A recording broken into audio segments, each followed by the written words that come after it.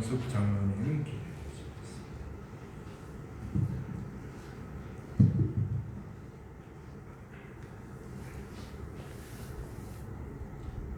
길과 진리 되신 여호와 아버지 하나님, 많은 사람들 중에 물 많고 가장 보잘것없는 저희들을 먼저 부르시고 거룩한 날 예배의 자리로 불러주심을 감사드립니다. 지난 주간은 우리 민족의 명절인 설날을 맞아 떨어져 지냈던 가족 친지들을 만나게 하시고 정다운 시간을 갖게 허락하심을 감사합니다. 그러나 코로나와 여러 가지 형편으로 오가지 못한 안타까운 가족들도 있었습니다. 주님, 위로하여 주시옵소서. 어서석히 이 힘든 시기가 지나가게 도와주시옵소서. 긍휼의 하나님 아버지, 이 세상은 물질 만능주의와 또 개인주의로 모든 것이 편리함이 우선되어 가고 있습니다. 너희는 이 세대를 본받지 말라고 하셨지만 믿음을 가진 저희도 이리저리 흔들리며 감사치 못하며 말씀대로 살지 못했음을 이 시간 고백하며 회개합니다. 하나님 용서하여 주시옵소서. 이 시간 세상의 모든 걱정 근심을 다 하나님께 맡기고 의지하며 주님을 신뢰하며 예배드리는 이 시간 되기를 간절히 원합니다. 정의의 하나님 아버지, 나라의 민족을 기억하여 주시옵소서. 해기 없는 나라, 평화로운 나라, 서로가 오갈 수 있는 대한민국, 이 나라가 되기를 간절히 소망합니다. 좋으신 아버지 하나님, 신령주방 공동체를 특별히 기억하여 주시옵소서.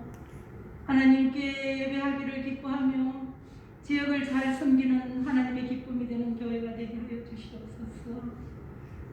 또한 우리 지체 가운데 육신의 고통과 마음속에 힘들어하는 사랑하는 성도님들 어루만져 주시고 또 간절히 기도하는 기도의 음성을 주님 들어 응답하여 주시옵소서. 그리하여 서로 사랑이 충만하여 서로 축복하며 하나님의 기뻐하시는 뜻을 이루며 협력하여 선을 이루는 공동체가 되게 하여 주시옵소서. 또 자라나는 다음 세대를 축복하며 사명감을 가지고 가르치는 전도사님들, 사들에게 건강과 지혜를 다하여 주시고 하나님 함께하여 주시옵소서. 저희는 기도로 협력하며 그들을 아버지의 사랑으로 잘 돌볼 수 있는 저희들 될 수 있도록 은혜를 베풀어 주시옵소서. 이 시간 아버지 말씀을 들고 쓰신 목사님을 강한 팔로 붙들어 주시고 능력과 권세 있는 말씀으로 저희들에게 말씀 주실 때에 저희들은 세상을 이기며 승리할 수 있는 저희 모두가 되기를 원하고 기도합니다. 이 시간 성령님 함께 하시고 저희의 마음과 길을 열어 주시옵소서. 다시 오마 약속하시고 우리를 사랑하시는 예수님의 이름으로 기도드립니다. 아멘.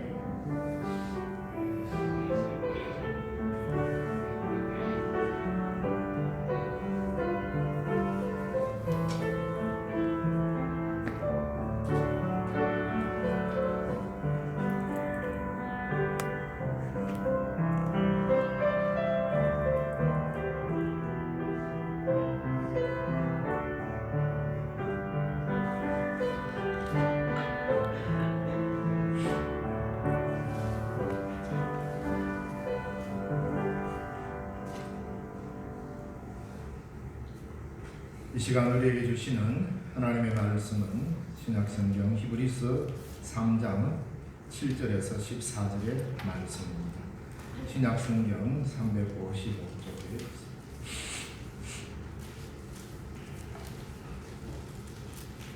히브리서 3장 7절에서 14절의 말씀 봉독해 드리겠습니다. 그러므로 성령이 이르신 바와 같이 오늘 너희가 그의 음성을 듣거든 광야에서 시험하던 나를 거역하던 것 같이 너희 마음을 완고하게 하지 말라. 거기서 너희 열조가 나를 시험하여 증험하고 40년 동안 나의 행사를 보았느니라. 그러므로 내가 이 세대에게 노하여 이르기를 그들이 항상 마음이 미혹되어 내 길을 알지 못하는도다 하였고 내가 노하여 맹세한 바와 같이 그들을 내 안식에 들어오지 못하리라 하였다 하였느니라.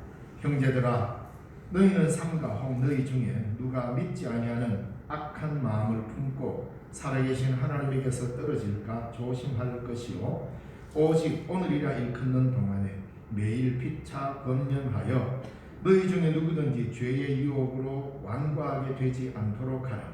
우리가 시작할 때에 확신한 것을 끝까지 견고히 잡고 있으면 그리스도와 함께 참여한 자가 되리라.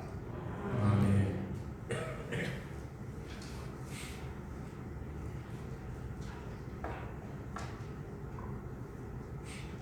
네. 어떻게 설교 제목을 정하다 보니 해놓고도 설교 제목치고는 너무 거창한 것 같다 이런 생각을 했습니다. 그런데 오늘 본문 내용을 통하여서 우리가 인간성을 회복한다는 것, 그게 다름 아니라 하나님을 닮는 것. 인간이 인간다워진다는 것은 하나님을 닮는다는 것이죠. 그래서 인간성을 회복한다라는 의미로 왜냐하면 우리의 가장 참 인류의 본이신 예수 그리스도, 참 인간이시며 참 신이신 예수님이 둘째 아담으로 이 땅에 오셔서 가장 인간의 전형적 모습으로 우리에게 보여주셨습니다. 그래서 참 인간이란 예수님처럼 되는 거죠.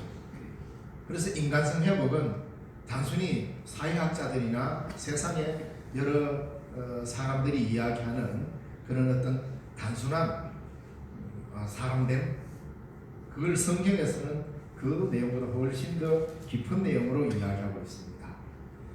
그래서 종종 뉴스에서 보면 참 끔찍하고 포악한 범죄를 저지르고도 전혀 반성의 기미가 보이지 않고 때로는 그 죄 짓는 것을 오히려 쾌락으로 삼아 죄를 짓는 이러한 형태를 우리는 뉴스를 통해서도 봅니다. 끔찍한 죄를 저지르고 마치 그것이 자기가 행한 어떤 공로인 것이냐 이렇게 드러내는 이런 일들을 볼 때 참 안타깝게 끝이 없고, 이걸 보면서 이것이 바로 인간성을 잃어버린 현대인의 한 사람 한 사람의 그런 이야기가 아닐까. 정도의 차이는 있지만 하나님의 형상을 잃어버린, 인간성을 잃어버린 인간의 모습이 아닐까 그래 여겨집니다. 하나님께서 노아 시대 때에 세상을 물로 심판하실 그때에 하나님께서 말씀하신 게 내용이 있습니다. 창세기 6장 3절에 보면 나의 영이 영원히 사람과 함께 있지 아니하리라. 이거 자체가 심판인 것입니다. 우리는 노아 그러면은 물로서 심판해가 사람들을 멸절시키고 노아의 가정만 구원한 그건 하나님께서 인간이 인간성을 잃어버린 이 인간이 결국 마지막에 어떻게 기결되느냐, 결국은 멸망할 수밖에 없다는 거죠. 그러니까 하나님으로부터 진정한 심판은 뭐냐, 인간이 인간다움을 잃어버리는 것, 이것 자체가 이미 심판인 것이고, 창세기 6장 3절에 말씀하는 것처럼 나의 영이, 하나님의 영이 영원히 사람과 함께 있지 아니하리라. 하나님과 사람이 함께 있을 때 참된 인간인데, 하나님의 영이, 하나님의 신이, 옛날 번역에는 하나님의 신이라고 그랬어요. 하나님의 영이 인간과 영원히 함께 있지 않아요.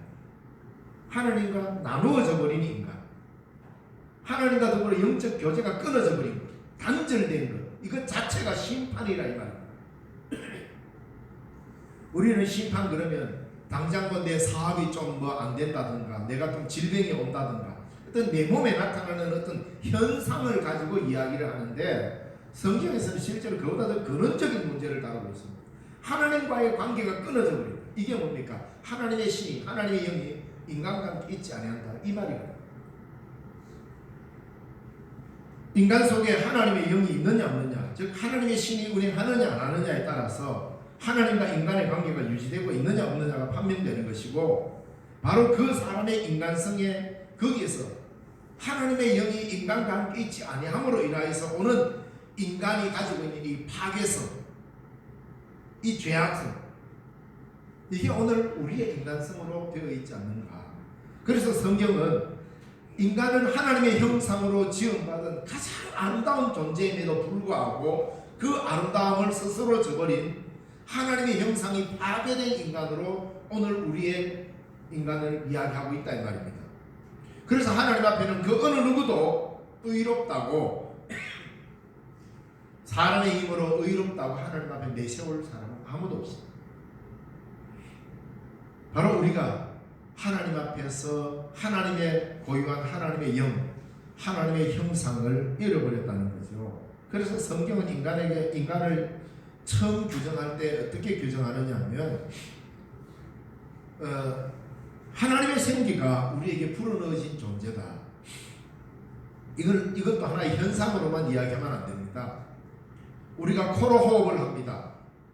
근데 성경에서 하나님의 생기, 하나님께서 인간의 그 코로 생기를 불어넣어 주셨다.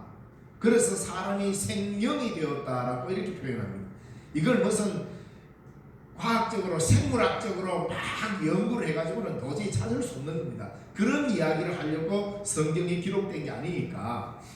이건 뭘 이야기하느냐면 인간은 그 생명이 그 코에 호흡에 있나니 라고 성경이 표현하고 있는 게 성경의 정신인 것이죠. 뭐냐면 성경은 생명을 이야기할 때 두 종류로 이야기합니다.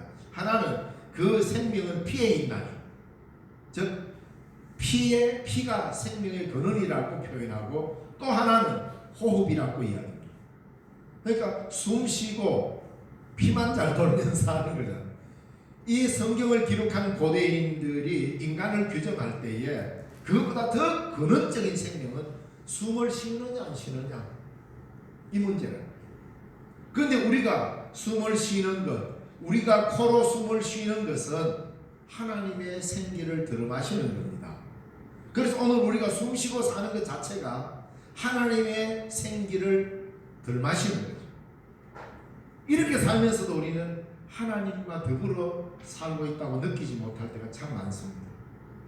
구약 성경에 바로 하나님께서 생기를 그 코에 불어넣었다. 바로 인간은 하나님의 숨결로 인해서 사는 존재다 이 말입니다.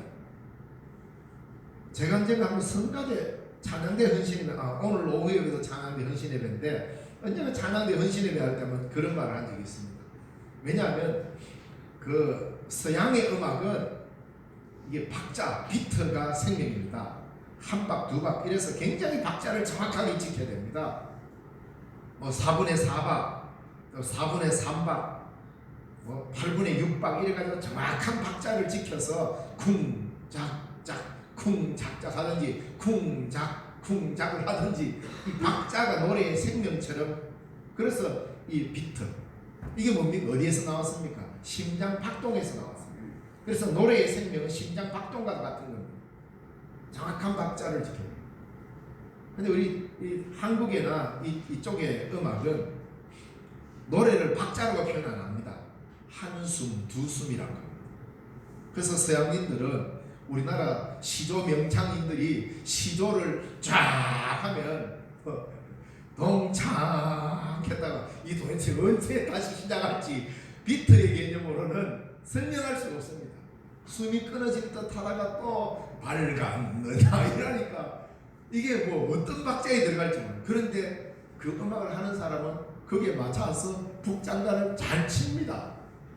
그러니까 우리 이 한국의 음악, 동양 쪽의 음악은 호흡이 그 음악의 생명입니다.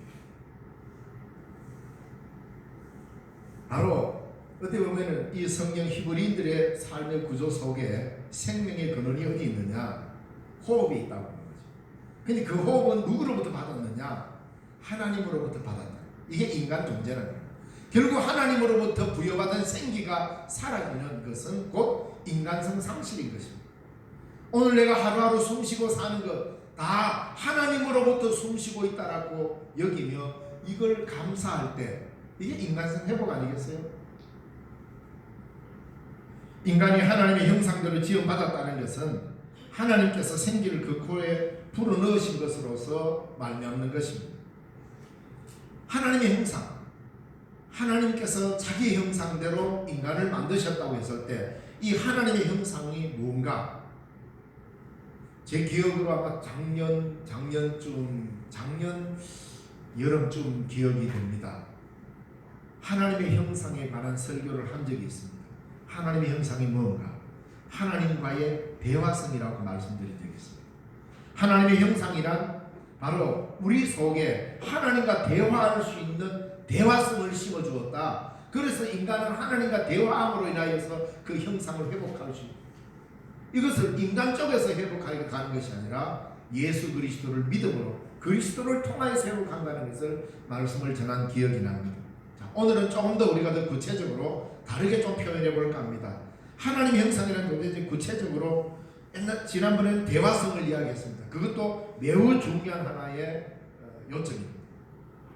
오늘은 몇 가지를 한번 볼 때에 이 히브리서의 말씀을 전하면서 이 말씀을 토대로 해서 하나님의 형상이란 구체적으로 뭘까? 첫째로 그거는 하나님의 마음입니다. 하나님의 심성이라고 표현해도 된다는 것입니다. 만약 인간에게서 하나님의 마음을 빼면 뭐만 남습니까? 동물성만 남습니다. 동물도 똑같이 코에 호흡으로 살아갑니다. 그 속에 하나님의 심성, 하나님의 마음을 빼버리면 결국 흙만 남는 거죠. 결국 동물성만 남습니다. 우리 속에 하나님의 고유한, 인간으로서는 도저히 우리 스스로 연마하거나 우리 스스로 인격을 도야하거나 뭐 여러 가지 어떤 프로그램이나 자기 개발로 통하여서 개발할 수 있는 인간이 있는 것이 아니라 하나님으로부터 부여받은 하나님의 심성이 인간 안에 있다 이 말입니다. 이건 우리가 무슨 인격 도야나 어떤 훈련을 통해서 할 수 있는 게 아닙니다. 하나님이 주신 고유한 이 하나님의 성품, 하나님의 심성이 인간에게 깃들어 있다 이 말입니다. 하나님만이 주실 수 있는 것. 그런데 이것이 사라져버립니다. 결국 우리는 동물과 똑같다는 거예요. 다를 바가 없다는 거죠. 바로 그 하나님의 심성, 하나님의 마음을 어떻게 성경은 표현하고 있을까? 이것이 사라져버리면 결국 인간은 마치 짐승처럼 야수처럼 살아가는 것이죠.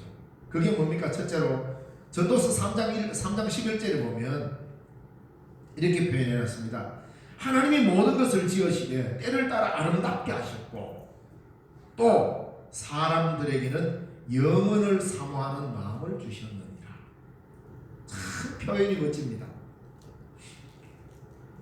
하나님의 형상을 입어 하나님의 심성을 우리가 받았다 했는데 그게 어떻게 표현되느냐? 전도서 3장 11절의 말씀을 빌자면 영원을 사모하는 마음을 주셨습니다. 인간이 갖고 있는 이 영원을 사모하는 마음이 사라지면 그냥 지금 내가 이 자리에서 잘 먹고 잘 살고 내가 쾌락을 누리고 내가 권력을 누리고 그냥 여기서 모든 걸 해결해버리고 끝내버리려고. 이후에 우리는 삶 끝나고 죽음도 하나님 안에 포함되어 있는 우리의 삶입니다. 죽음은 모든 것을 끝내버리는, 모든 것을 사멸시키고 소멸시켜버리는, 내 존재 자체가 사라져버리고 없어지는, 끝나는 게 아니라 그거는 유물사관이지요. 모든 것의 근원이 물질이라고 하는 이 유물사관, 공산주의의 사관에서 나오는 유물론에서는 눈에 보이는 물질이 사라지면 모든 게 끝나버립니다. 결국 그래서 어떻게 합니까? 악하게 살 수밖에 없고 끝내버리니까.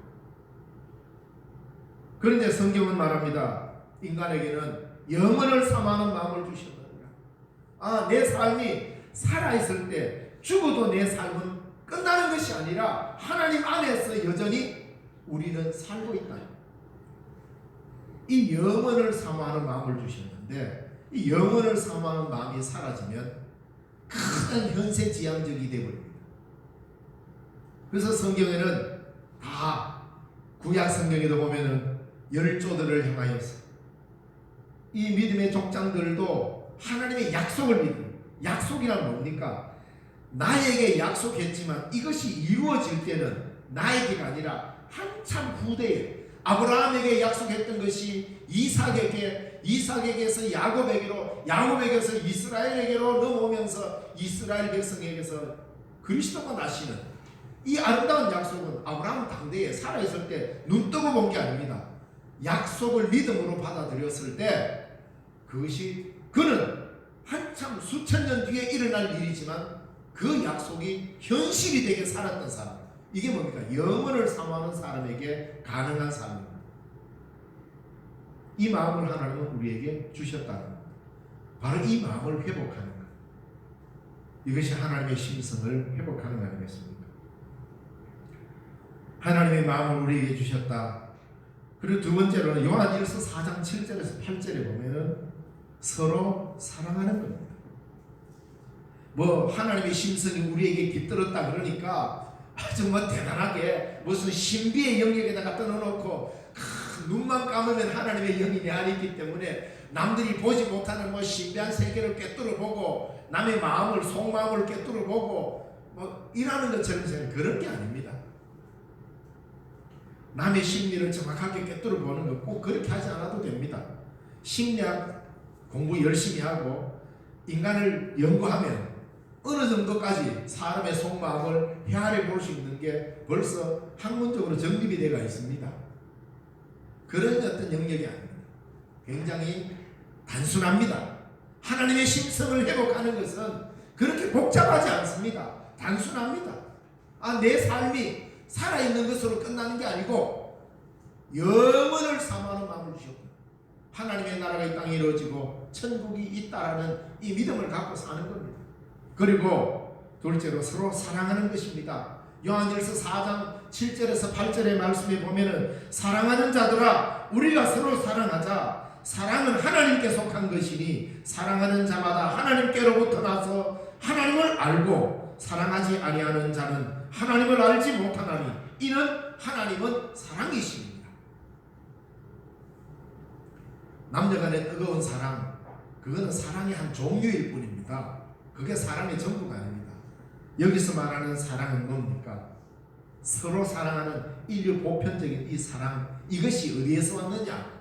하나님에게부터 왔다는 겁니다.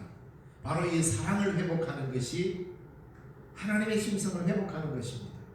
왜? 하나님은 사랑이십니다. 하나님의 속성을 가장 성경에서 가장 잘 가르치는 한 단어로 설명하라. 그러면 사랑입니다.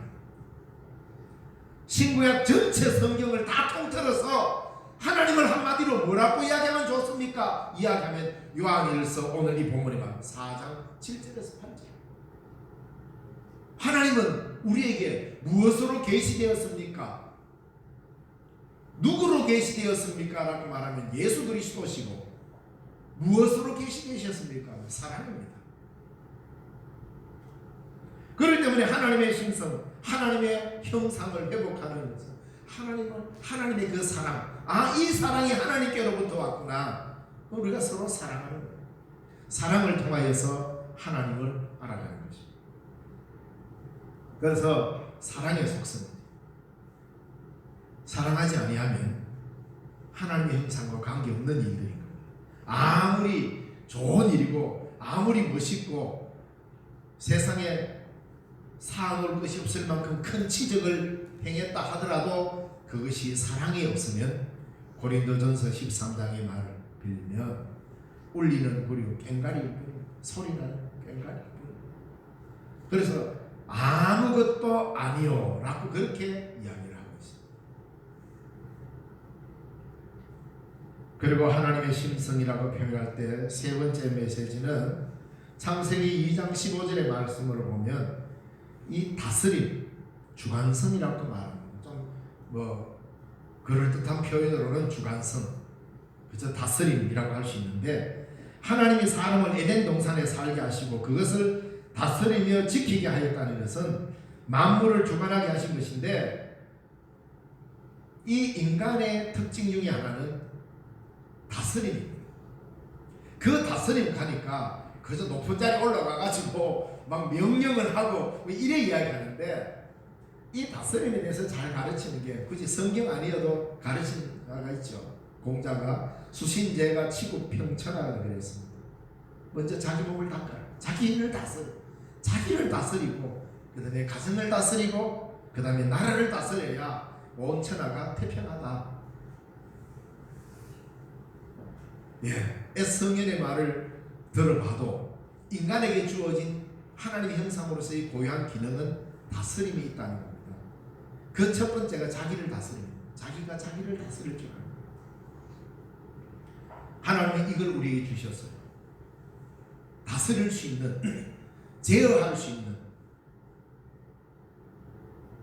이거를 신약 성경에서 뭐라고 표현하냐면 성령의 열매로서 절제, 자기를 컨트롤할 수 있는 절제입니다. 이 절제라는 것은 아이고 막 이거 하지 말자 이게 아니라 자기 자신을 하나님의 성령에 인도되고 하나님의 뜻에 맞추어서 자신을 절제하고 자기를 컨트롤하는 겁니다. 조절하는 겁니다. 이게 절제입니다. 이게 다스림입니다. 이 주관성을 하나님이 우리에게 주셨다 이 말입니다. 왜? 하나님의 속성 중에 만물을 다스리시는 다스림이 있기 때문에 이 다스림을 우리에게 주셨다는 것이죠. 자, 그 다음에 네 번째가 뭐냐면 하나님의 형상으로 우리에게 주신 것이 뭐냐면 이 자율성이라고 하는 거죠. 이게 뭐냐? 자유와 책임입니다. 매우 중요합니다. 창세기 2장 16절에서 17절에 나오는 말씀으로서 하나님은 인간에게 이 아름다운 자유를 주셨습니다. 그 자유에는 내 마음대로 해도 되는 자유가 아니라 그 자유 뒤에 따라오는 이 인간의 책임성, 책임적인 존재라는 거예요. 자유는 반드시 책임을 동반하게 되어 있습니다. 책임이 없는 자유는 자유가 아닙니다. 우리가 뭐 그런 걸 아마 중학교 도덕 시간에 그렇게 배울 겁니다. 중학생쯤만 돼도 압니다. 책임이 없는 자유는 방종이지 그건 자유가 아니다. 이렇게 저도 중학교 때 배운 기억이 납니다. 바로 하나님이 우리에게 주신 이 자유, 이 자유를 주시면서 그 속에 책임을 함께 주신 것이죠. 내가 어떤 일에 대한 책임을 질 줄 안다는 것, 이것이 하나님의 형상을 회복하는 길입니다. 인간은 하나님으로부터 부여받은 자유가 있습니다. 그 어떤 것도 인간의 자유를 억압할 수가 없습니다. 그러나 그 자유를 보장받았다는 것은 그 자유와 함께 이 자유의 삶 속에 내가 감당해야 될 책임적인 요소도 함께 들어있는데 자유와 책임이 함께 갈 때만이 자유도 빛나고 책임도 빛나게 되어 있습니다. 이 둘이 함께 가요. 이게 하나님이 우리에게 주신 하나님의 형상을 회복하는 길인 것입니다. 바로 이처럼 하나님의 형상, 즉 하나님을 닮게 하여 만들어진 이 본성들, 이런 것들을 다 잊어버릴 때 인간성이 파괴된다 이 말입니다. 내 마음대로 해놓고 책임지지 아니하는 삶, 사랑이라는 것은 찾아볼 수도 없고 다스린다면서 자기 자신을 다스리는 게 아니라 남을 다스리기를 원하면서 힘자랑하고 이럴 때 하나님이 우리에게 주신 하나님의 형상이 파괴되어 나가는 거죠. 그래서 인간성은 소멸돼요.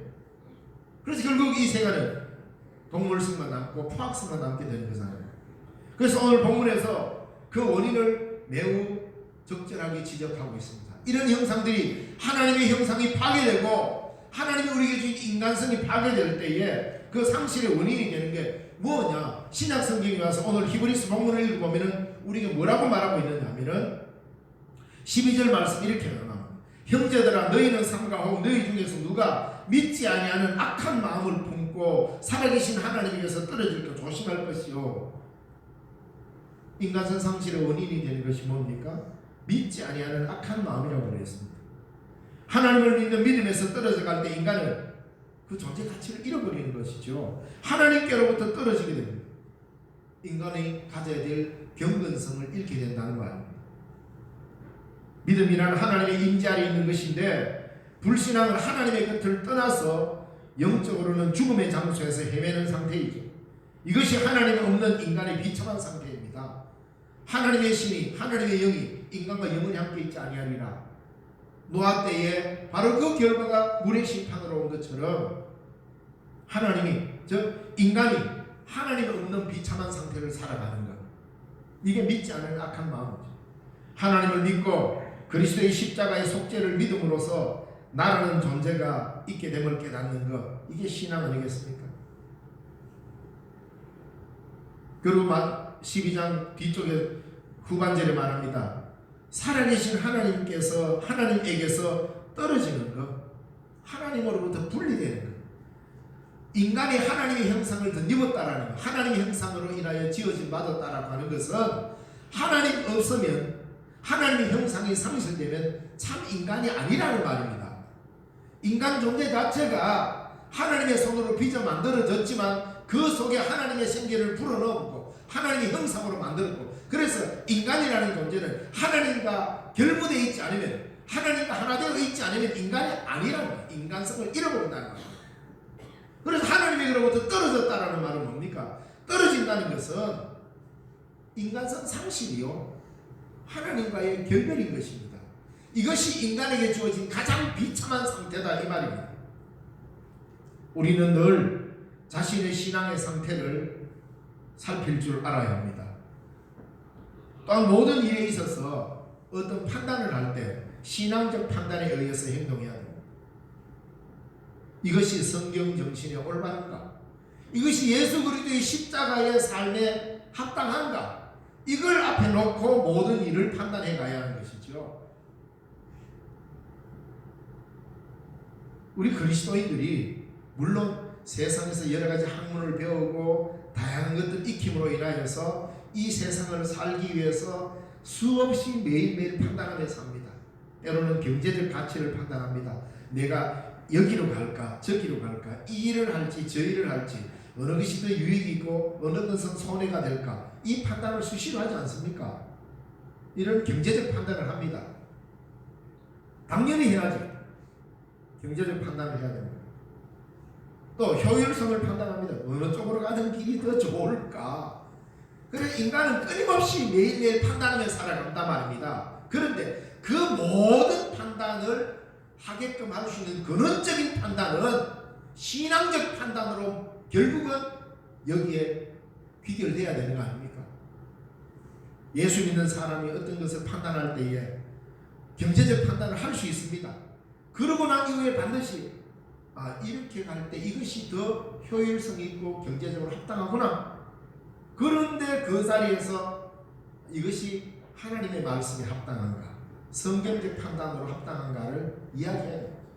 때로는 누군가가 나에게 대화를 하고 뭔가를 이야기를 할 때에 때로는 자존심 상할 수도 있고 기분 나쁠 수도 있습니다. 그럴 때 어떻게 판단해야 됩니까? 이야기를 잘 듣고 여기서 내가 그리스도의 마음으로 어떻게 판단해서 이야기할 것인가, 늘 이렇게 묻는 것이 그리스도인 아닙니까? 생각할 것 없이 그냥 깊이 생각하고 하나님의 형상, 성경적 정신 다 필요 없고 바로 그 자리에서 그냥 나오는 대로 판단하는 게 아니란 말입니다. 그래서 언제나 우리의 판단의 근거는 그리스도의 십자가여야 한다는 것입니다. 그래서 베드로 사도는 베드로전서 5장 8절에서 9절의 말씀에 이렇게 말합니다. 근신하라, 깨어라, 너희 대적 마귀가 우는 사자같이 두루다니며 삼킬 자를 찾나니 너희는 믿음을 굳게 하여 저를 대적하라. 살아계신 하나님에게서 떨어지지 않으려면 근신하라고 합니다. 살피라 말입니다. 부지런하여 살피라 말입니다. 그리고 깨어라고 말합니다. 그리고 대적하라. 세 가지 명령어가 나옵니다. 근신하라, 깨어라, 대적하라. 근신과 깨어있음은 자기 책임을 잊지 말라는 말입니다. 우리가 예수 믿으면서 살아가는 내 삶에 내 책임, 자신이 감당해야 될 책임을 소홀히 하지 말라는 말입니다. 어떻게 하는 것이 근신하는 것이고 어떻게 하는 게 깨어있는 것인가. 잠안 자고 맨날 설치고 일할 수는 없잖아요. 이 말은 언제나 내가 그리스도인으로서 예수 믿는 사람으로서의 내 삶에 대한 책임성을 항상 가슴에 품고, 또 또 내가 주의 몸된 교회에서 직분자로 그 직분을 받았다면 이 직분에 합당한 책임성을 언제나 인식하고 신앙생활을 하라는 말입니다.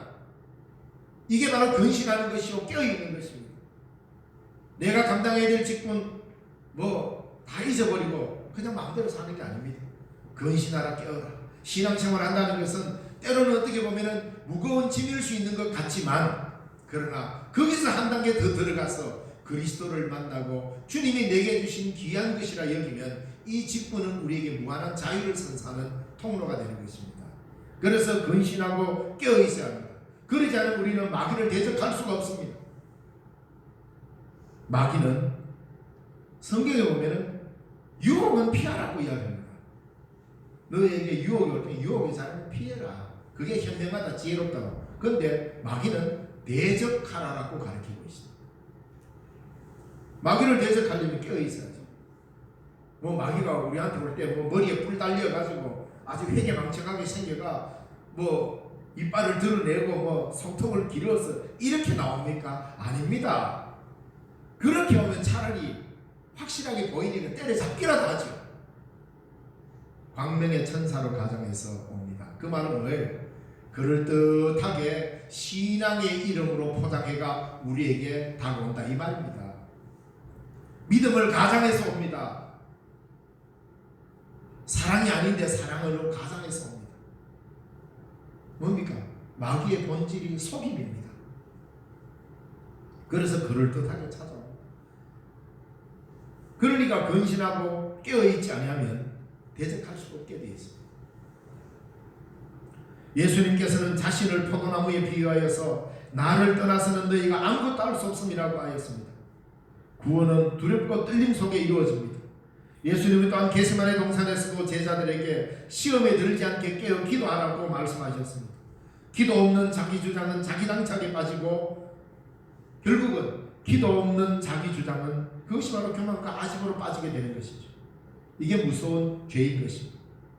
그래서 근신하라, 깨어라, 대적하라라고 말합니다.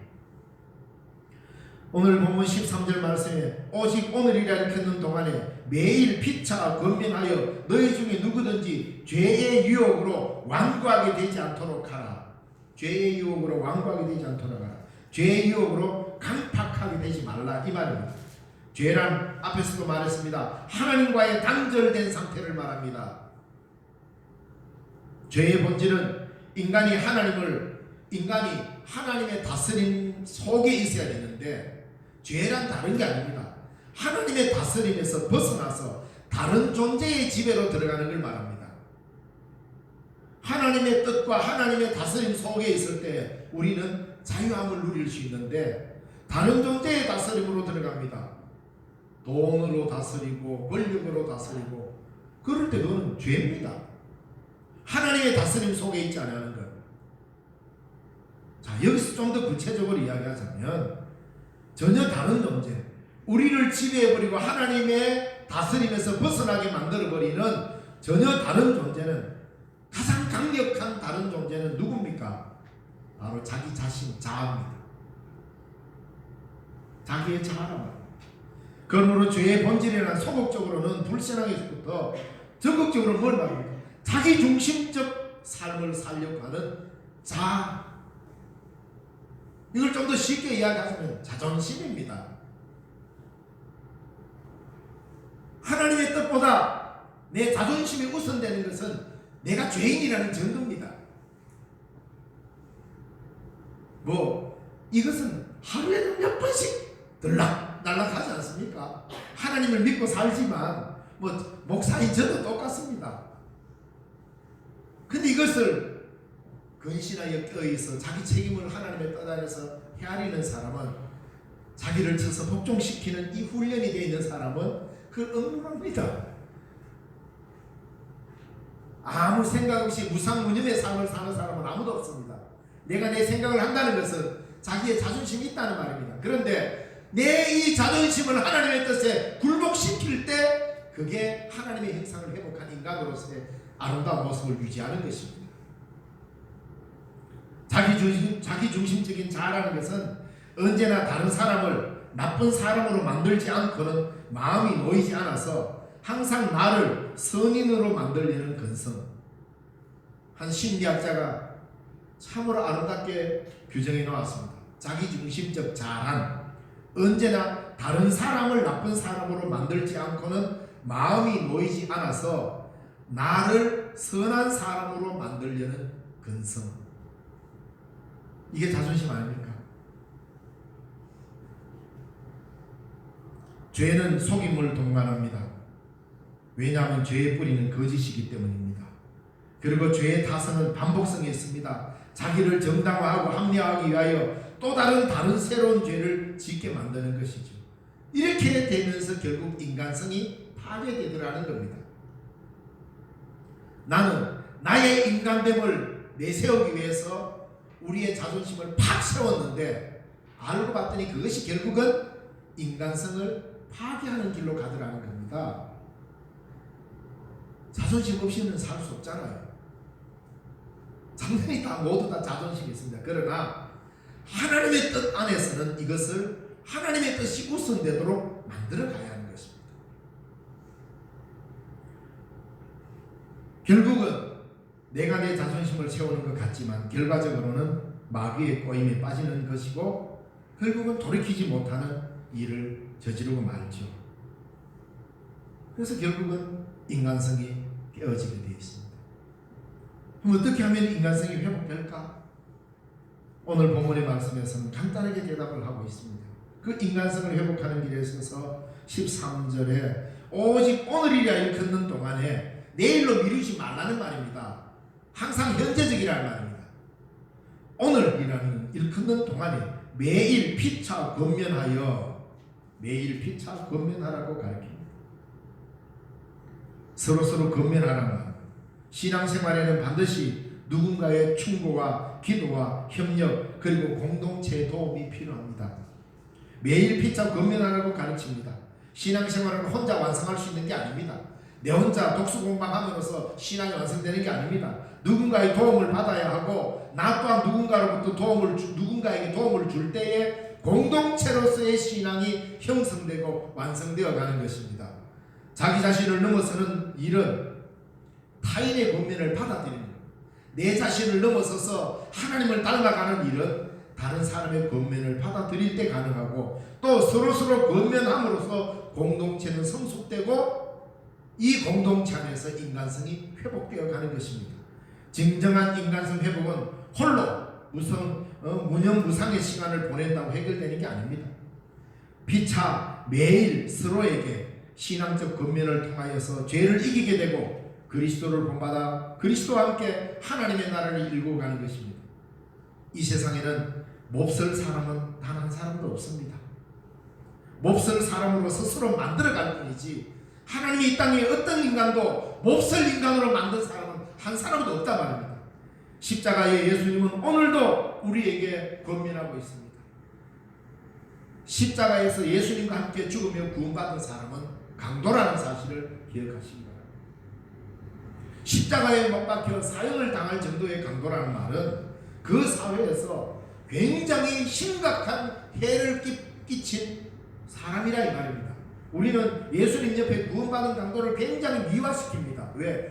궁극적으로 구원을 받았기 때문에 그는 뭐냐면 착한 사람이었을 거야라고 우리 스스로 위로하는데 그렇지 않습니다. 그는 사회에 악을 끼친 사람이요 포악한 사람. 아무나 십자가 형벌을 안 받습니다. 로마가 집권할 당시에 이스라엘 지역에 아무나 십자가 형벌을 받지 않습니다. 그만큼 포악한 사람. 그도 마지막에 구원의 길이 열렸다 이 말 아닙니까? 그러므로 예수님은 몹쓸 사람을 하나님은 몹쓸 사람을 만들지 않았습니다. 신앙은 인내를 전제로 합니다. 우리가 오늘 본문에 14절에 우리가 시작할 때에 확신한 것을 끝까지 견고히 잡고 있으면 그리스도와 함께 참여한 자가 되리라. 신앙은 인내를 전제로 합니다. 우리가 시작할 때 확신한 것을 끝까지 견고히 잡으면 그리스도와 함께 참여한 자가 되리라. 이 말은 처음 믿음을 저버리지 않는 사람이 되어야겠다는 말입니다. 내가 처음 믿을 때 그 신앙 고백을 끝까지 부여잡고 살아가면 메시아의 길동무가 된다라는 뜻입니다. 인간성이 가장 아름답게 회복된 사람은 그리스도와 같은 길을 걷는 사람입니다. 오늘도 주님은 악한 시대에 참 인간성 회복을 위해 함께 가자고 우리를 부르고 계십니다. 기도하겠습니다. 살아계신 하나님 아버지, 은혜를 감사합니다. 오늘도 주께서 저희들을 부르시어 예배의 자리에 나오게 하시고 말씀을 듣게 하셨사오니 감사합니다. 하나님, 날마다 폐역해져가는 세상 한가운데 그리스도인으로서 산다는 것이 얼마나 어려운지 우리가 실감합니다.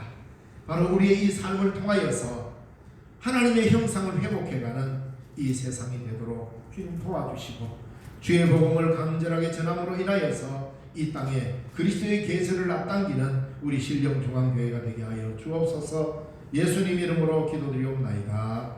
아멘. 찬송